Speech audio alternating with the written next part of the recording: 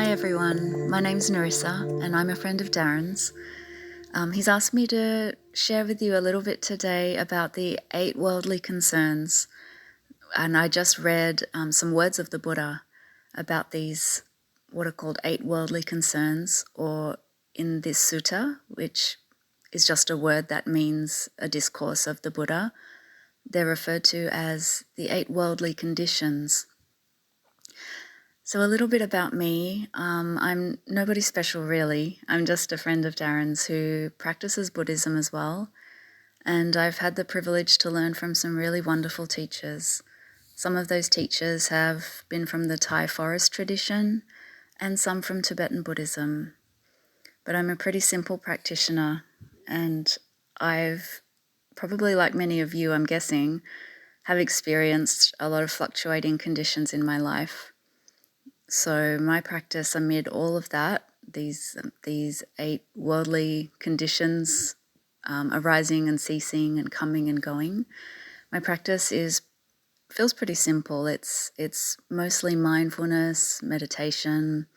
I do some traditional chanting, and all of that, I guess, rests on a foundation of developing wholesome qualities in my mind and my heart. So qualities like loving kindness, generosity and patience.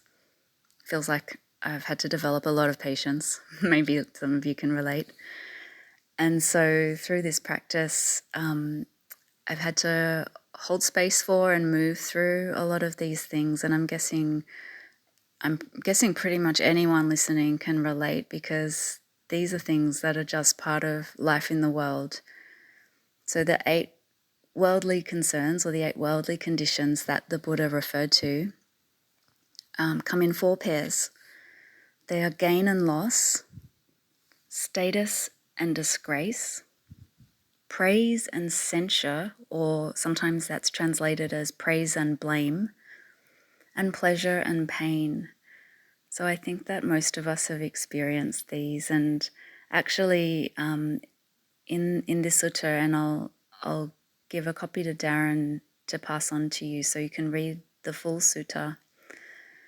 The Buddha says that for an uninstructed, run-of-the-mill person, that these conditions all arise.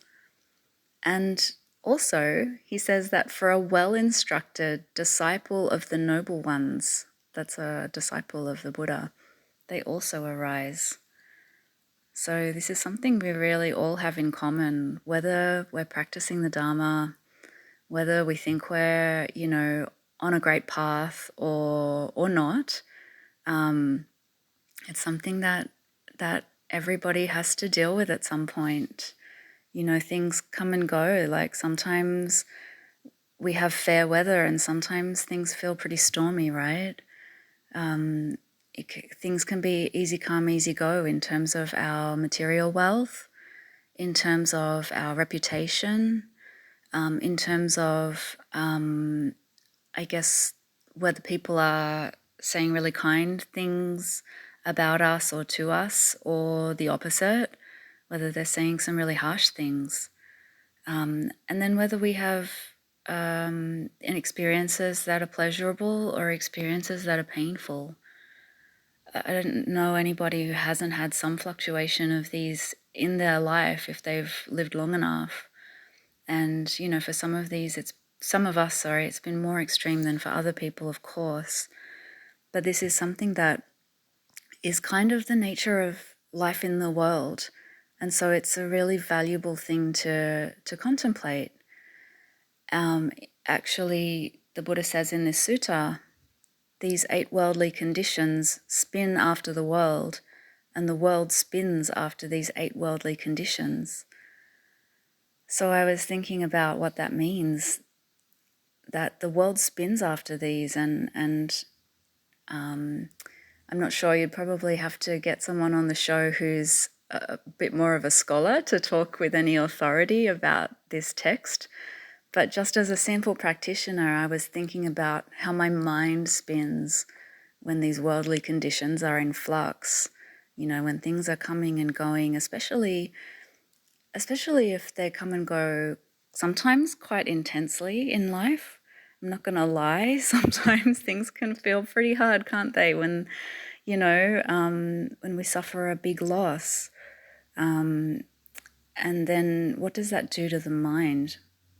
I think that's the invitation for me, and that's part of a real practice, is to actually see what is that doing to my mind, because who isn't affected by these things? The Buddha tells us actually who isn't affected by these things. He says, he talks about one who knows the dustless, sorrowless state, who discerns rightly and has gone beyond becoming to the further shore.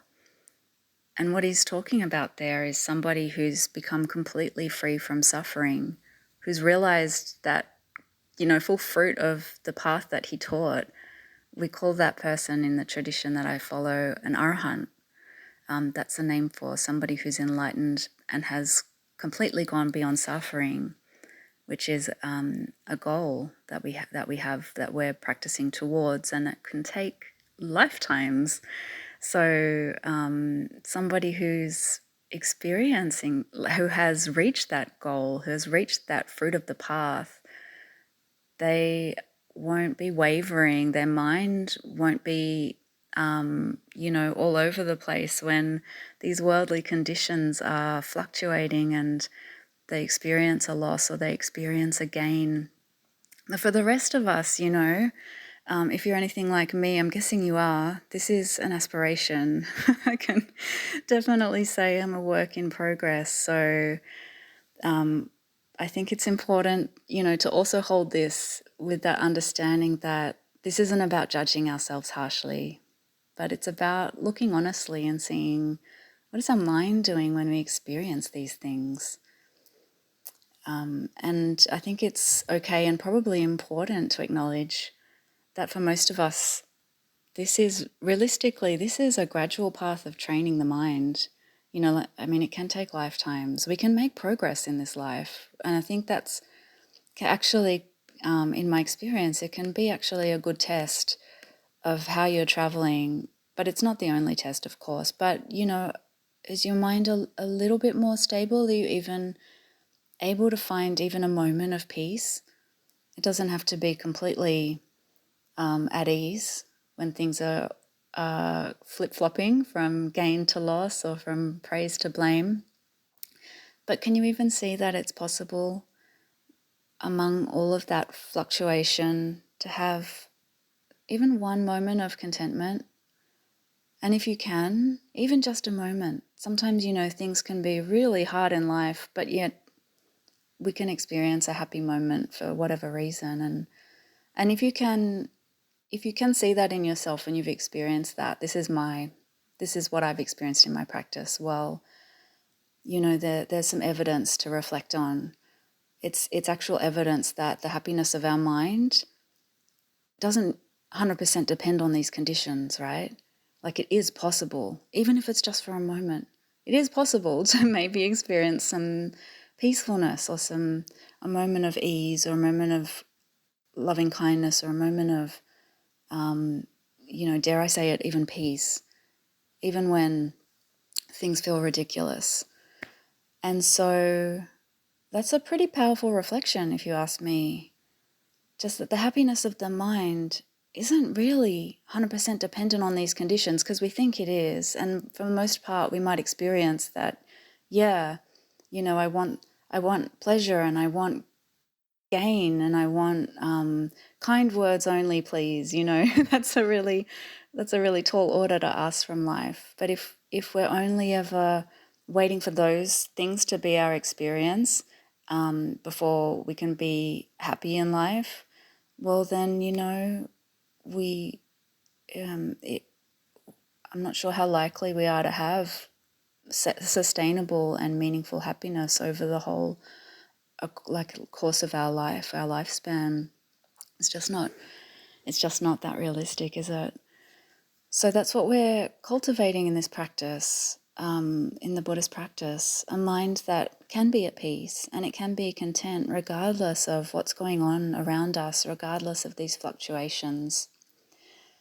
And like I said, it's okay to acknowledge that you know what?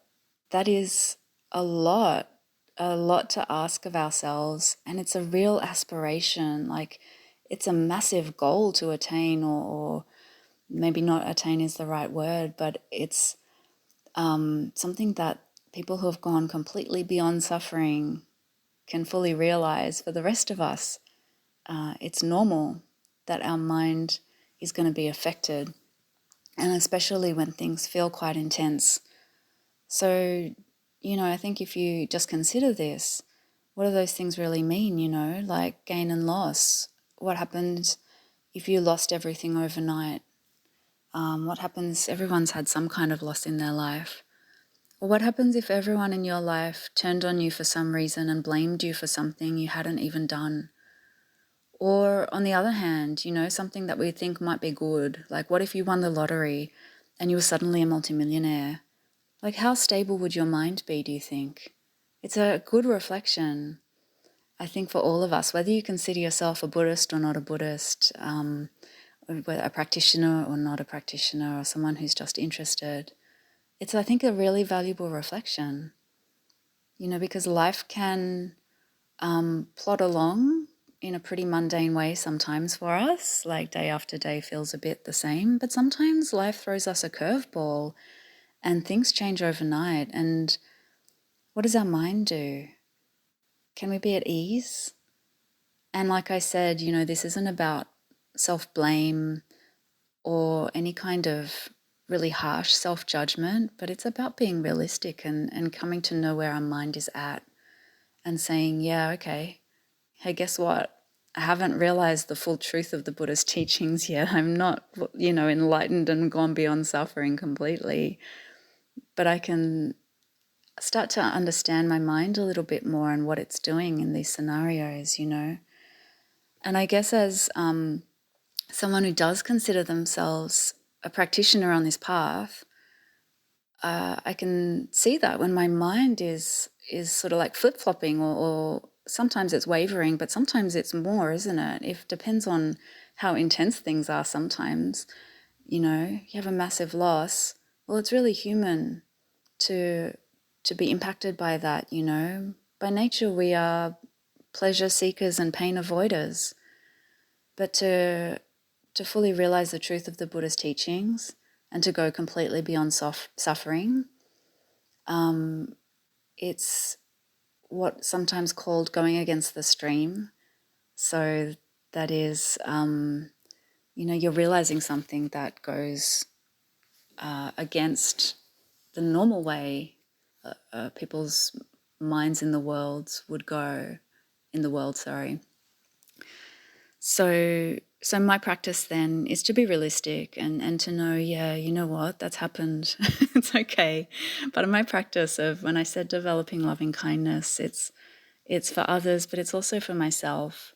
So I think it's also important to hold that with a bit of kindness for ourselves. Yeah, my mind wasn't really 100% stable through that. I wasn't able to be completely at ease through those fluctuations of these worldly conditions, because that can be hard. But I have these tools, I have these practices, and I can't expect that just overnight, I'm going to realize the full truth of this and totally transform my mind and be free from suffering completely. Yeah, that's okay. I'm not, if that happens for somebody, well, amazing. I would love to see that. And for me, it's been a much more gradual kind of path of practice.